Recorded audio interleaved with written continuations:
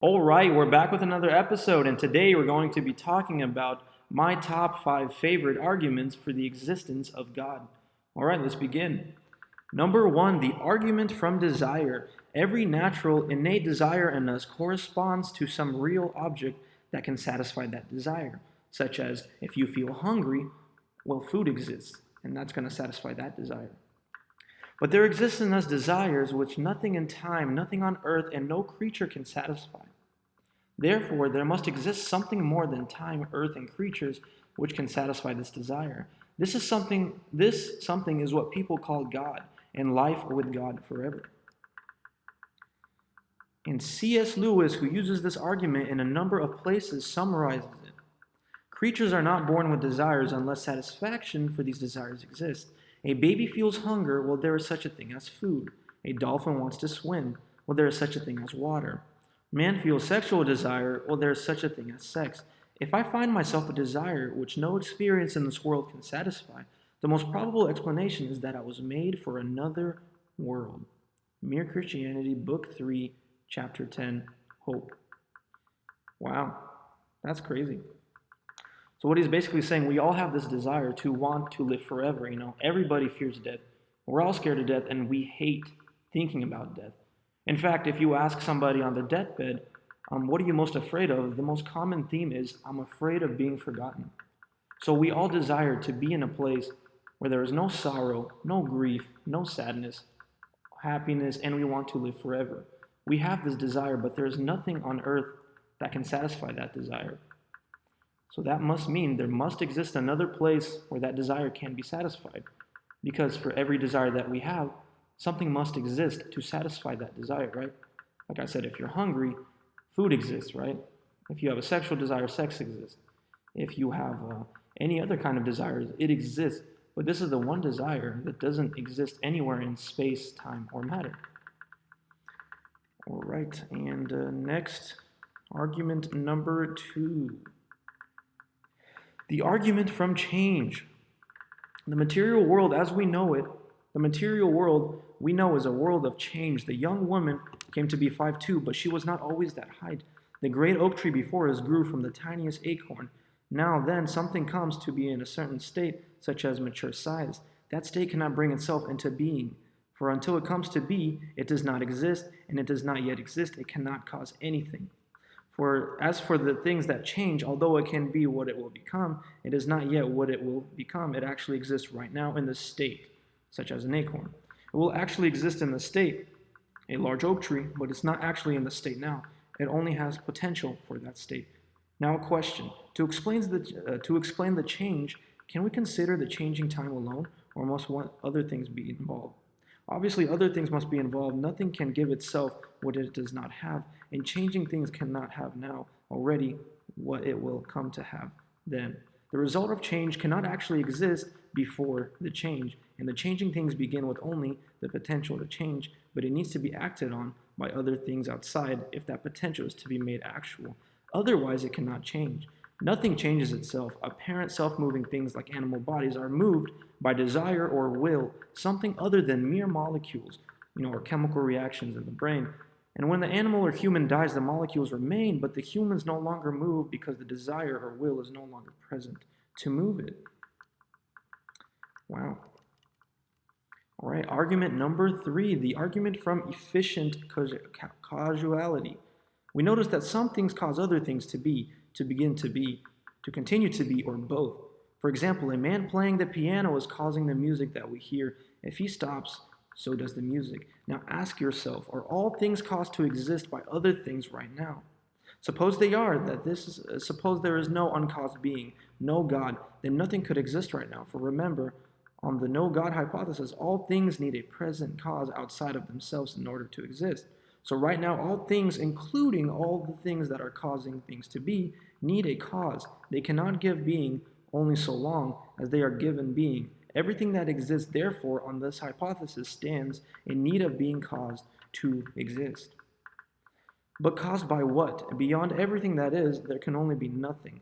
But this is absurd. All of reality dependent, but dependent on nothing. The hypothesis that all being is caused, that there is no uncaused being, is absurd. So there must be something uncaused, something on which all things that need an efficient cause of being are dependent. Existence is like a gift from the cause to effect. If there is no one who has this gift, the gift cannot be passed down the chain of receivers, how long or how short the chain may be. If everyone has to borrow a certain book, but no one actually has it, then no one will get it. If there is no God who has existence by his own external nature, then the gift of existence cannot be passed down the chain of creatures, and we can never get it. But we do get it. We exist. Therefore, there must exist a God, an uncaused being who does not have to receive existence like us, and like every other link in the chain of receivers. And question number 1, why do we need an uncaused cause? Why would there simply be an endless series of things mutually keeping other things in being? And the reply to that question is, this is an unattractive hypothesis. Think of a single drunk. He could probably not stand up alone, but a group of drunks, all of them mutually supporting each other, might stand. They might even make their way along the street, but notice given so many drunks and given the steady ground beneath, we can understand how the stumblings might cancel each other out and how the group of them could remain relatively upright. We cannot understand their remaining upright if the ground did not support them.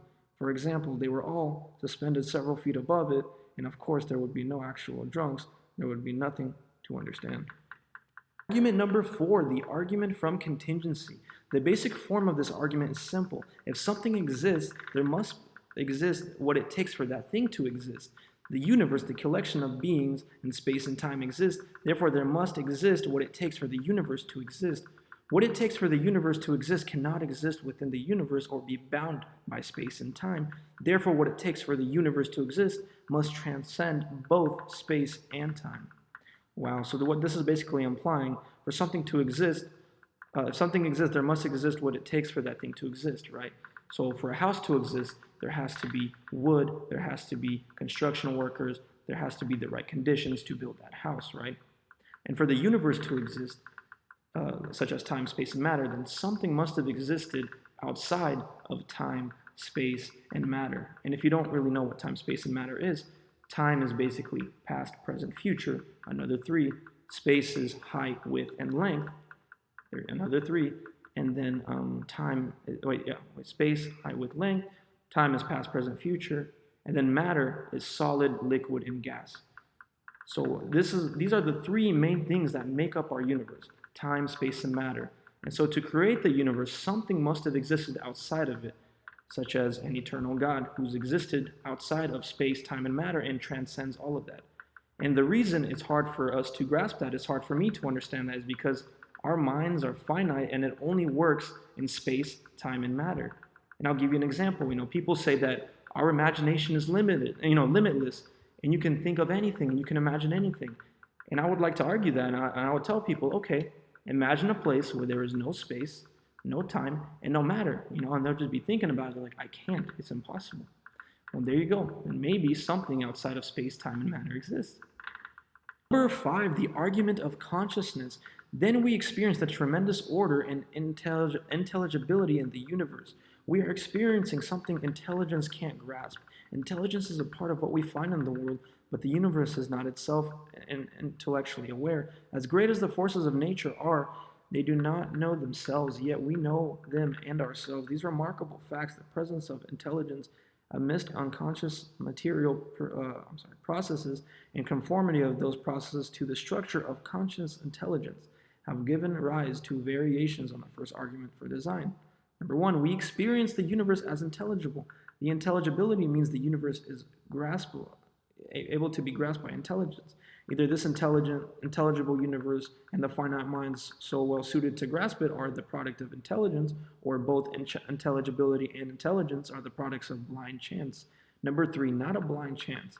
Therefore, the intelligible universe and the finite minds so well suited to grasp if there are products of intelligence. There are obvious similarities here to the design argument, and many of the things we said to define the argument could be used to defend this one too. To defend the argument could be used to defend this one too. For now, we want to focus our attention on step 3. Readers familiar with C.S. Lewis' Miracles will remember the powerful argument he made in chapter 3 against what he called naturalism, the view that everything, including our thinking and judging, belongs to one vast interlocking system of physical cause and effects. If naturalism is true, Lewis argued, then it seems to leave us with no reason for believing it to be true, for all judgments would equally and ultimately be the result of a non-rational forces. Now, this line of reflection has an obvious bearing on step 3. What we mean by blind chance is the way physical nature must ultimately operate if naturalism is true, void of any rational plan or guiding purpose. So if Lewis's argument is a good one, then step 3 stands. Blind chance cannot be the source of intelligence. Very, very true.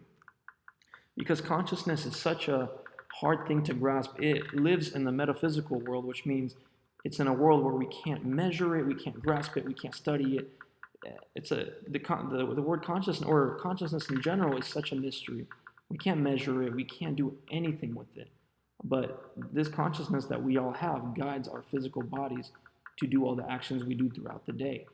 But we don't understand it whatsoever. We don't know where this consciousness is located at all, or how to grasp it. It lives in a world that's not physical, that's not bound by space, time, and matter. We can't study it.